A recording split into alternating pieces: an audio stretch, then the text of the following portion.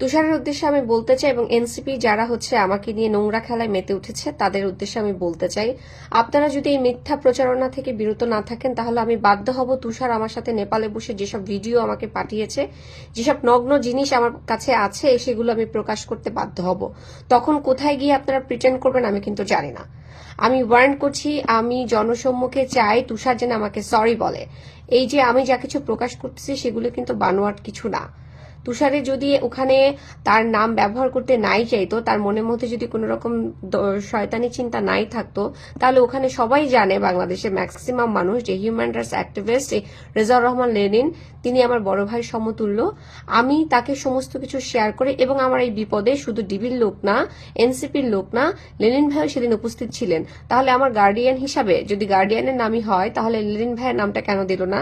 সেখানে সাদিয়া উপস্থিত ছিল, সাদিয়া নারী নেত্রী এনসিপির, তার নাম কেন দেওয়া হলো না?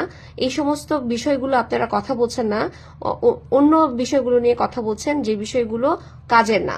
যদি আপনারা আমাকে সরি না বলেন, দুঃখ প্রকাশ না করেন, ভুল করেছেন সেটা স্বীকার না করেন, তাহলে আমি বাধ্য হব আমার কাছে তুষারের যে সমস্ত ভিডিও এবং ছবি আছে সেগুলো প্রকাশ করে দিতে। Thank you so much.